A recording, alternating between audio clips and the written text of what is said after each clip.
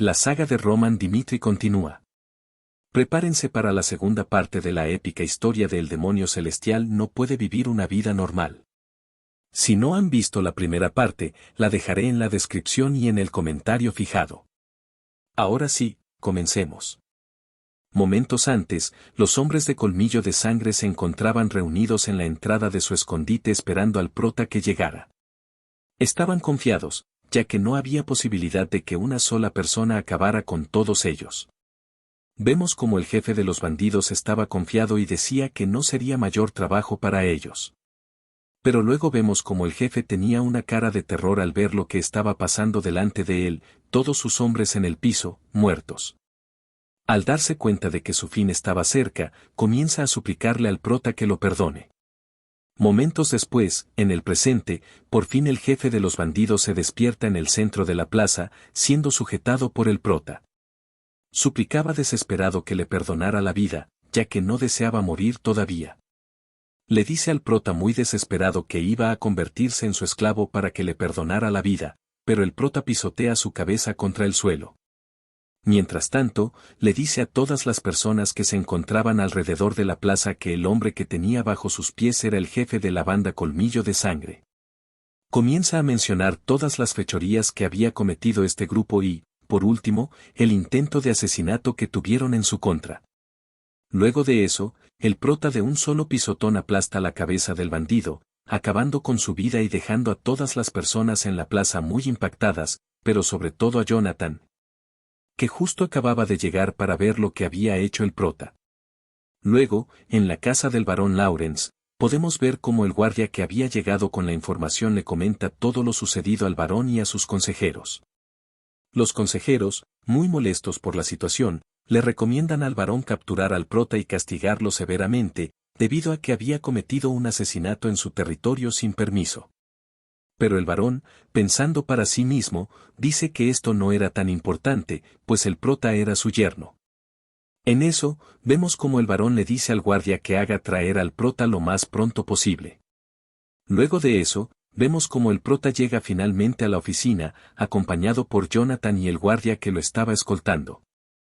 Esto de inmediato hace que el barón Lawrence pensara que el prota había recibido ayuda del capitán Jonathan y por eso habían podido acabar con los bandidos.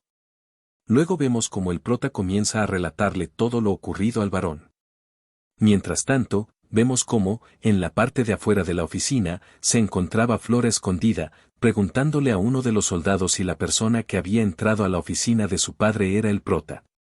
El guardia, al verla, se da cuenta de que no estaba enterada de lo que sucedía y comienza a relatarle todo lo sucedido.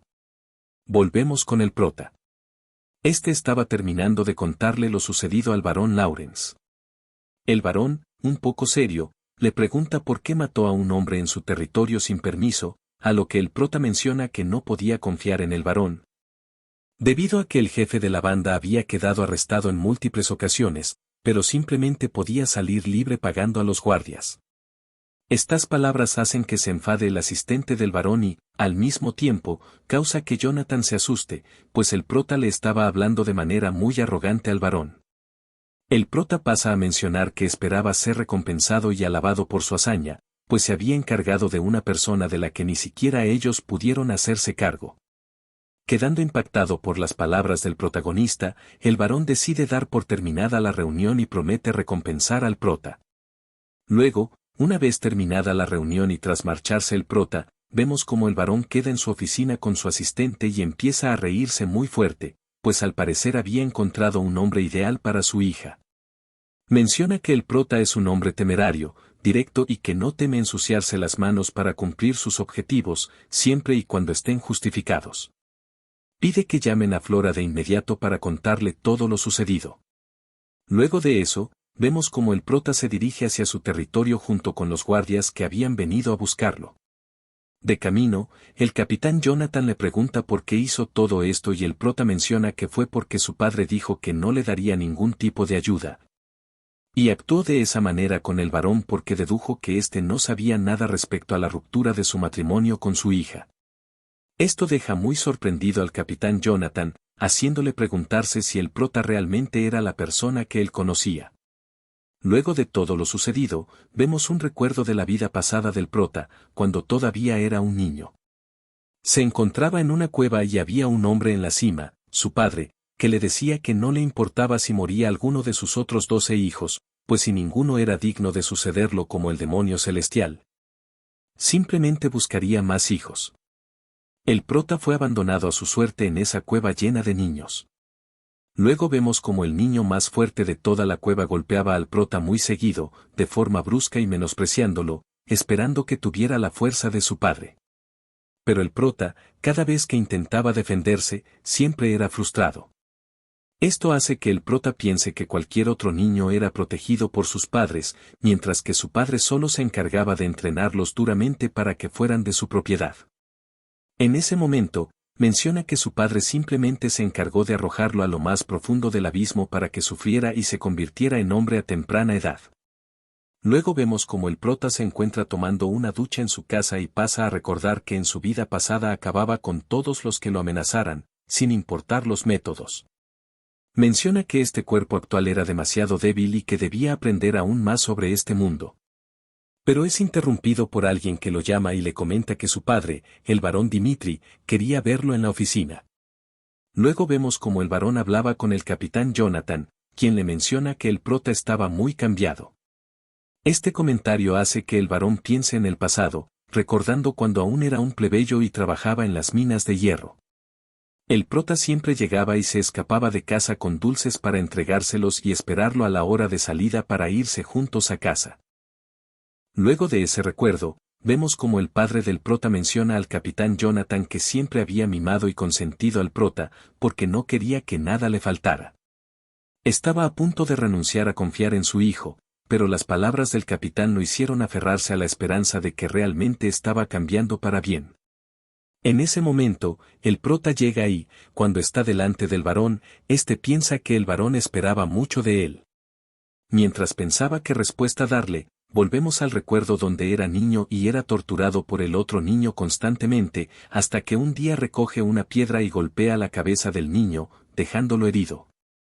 Pero no se detiene y sigue golpeándolo. Esto hace que todos los otros niños de la cueva se asusten, y vemos cómo demuestra que era superior a todos ellos. Luego, el prota le comenta a su padre que había acabado con Colmillo de Sangre. Vemos como el prota, su padre y el capitán Jonathan llegan al campo de entrenamiento. El varón quiere ver las habilidades de su hijo mayor, pide a los soldados que pasen al frente, pero ninguno se mueve. Antes de esto, el protagonista le había explicado a su padre todo lo que había sucedido, cómo logró acabar con la banda de Colmillo de Sangre, cómo consiguió disolverla por completo sin salir herido y haciendo que sus miembros se dispersaran como agua. Estas palabras asustaron a su padre, quien le advirtió que lo que hizo fue extremadamente peligroso. Sin embargo, el protagonista le aseguró que cada una de sus acciones había sido planeada cuidadosamente. Su padre, intrigado, le preguntó cómo había logrado tal hazaña si no tenía habilidades con la espada. Fue entonces cuando el protagonista le confesó que había estado practicando en secreto, lo que sorprendió aún más a su padre, pues aprender a usar la espada no es algo que se logre solo. Por eso, le pidió que le mostrara sus habilidades para poder juzgar por sí mismo el potencial de su hijo. De vuelta en el presente, vemos cómo ninguno de los presentes se atrevía a moverse de su lugar, lo que sorprendió al varón. El capitán Jonathan selecciona a un voluntario a la fuerza, el subcomandante Chris, que recuerda su primer encuentro con el prota. Este se encontraba en un bar, completamente ebrio, agrediendo al dueño y a una camarera. Cuando Chris intentó calmarlo tomándolo de la mano, el protagonista lo golpeó e insultó, provocando que Chris se enfureciera y comenzara a despreciarlo desde ese momento. De regreso en el presente. Chris no estaba de acuerdo con la pelea, pero el capitán le dice que es una orden. Chris pone una condición: no puede tener una pelea sin dar lo mejor de sí, sin importar si es práctica o no. El prota le muestra una sonrisa burlona, enfureciendo a Chris y dando inicio a la pelea. Chris ataca, pero todos quedan sorprendidos al ver cómo el prota bloquea los ataques fácilmente. Chris piensa que el prota no tiene ninguna apertura, lo que lo hace dudar. Cuando atacan nuevamente, el prota esquiva todo sin esfuerzo, como si supiera cuál sería el siguiente ataque. El prota aprovecha una distracción de Chris para atacarlo, pero solo era una finta. Chris se enfurece aún más, pues estaba siendo humillado. El prota cambia de expresión, se pone serio y menciona que ya acabó el calentamiento y que atacará ahora. Se acerca rápidamente a Chris y lanza muchos ataques, los cuales Chris apenas puede bloquear. Chris ve una oportunidad para atacar, pero todo era una estrategia del prota. Chris, desesperado, activa su aura de una estrella. El capitán Jonathan le grita que pare, pero es demasiado tarde. Cuando el polvo se disipa, todos están sorprendidos, el prota había esquivado el ataque y terminó el combate tirando a Chris al suelo, ganando la pelea. Vemos un recuerdo de cuando Chris fue seleccionado como subcomandante y como todos hablaban de él como un genio. Pero ahora, todos están sorprendidos de ver a Chris derrotado. El padre del prota pregunta si Chris no era un caballero de 2 estrellas y el segundo más fuerte después del capitán. Jonathan, confundido, responde que el prota es un genio con la espada. El prota piensa que Chris tiene talento, pero no es más que un niño que hace berrinches y es manipulado por sus emociones. El varón comienza a reír descontroladamente y menciona que su hijo es un genio de la espada. Le pregunta al capitán Jonathan cómo es posible, y este se disculpa por no haberse dado cuenta antes. El varón llama al prota para darle su recompensa por sus logros. El prota pide escoger a sus soldados cuando le toque prestar servicio y el varón acepta. Por último, le pide que Chris le enseñe a manejar espada de aura. Chris despierta sorprendido y dice que no aceptará la oferta, incluso si pierde la vida. El capitán Jonathan le menciona que le dará los secretos para volverse caballero de 3 estrellas si entrena al prota, y Chris acepta. Hans le dice al prota que todos hablan de él por derrotar a Chris, un caballero de 2 estrellas. El prota le pregunta si sabe qué es el aura, pero Hans dice que no sabe nada. El prota piensa que en su mundo era como una explosión de energía, así era como él lo conocía en el mundo del cual provenía, para mencionar que el uso en este mundo era muy diferente y era ineficiente. Este pasa a mencionar que las personas de este mundo deberían aprender un poco más sobre el control y el uso del maná. Ok chicos, sin más que decir, espero que les haya gustado el resumen de hoy. Nos vemos en el siguiente video. Hasta la próxima.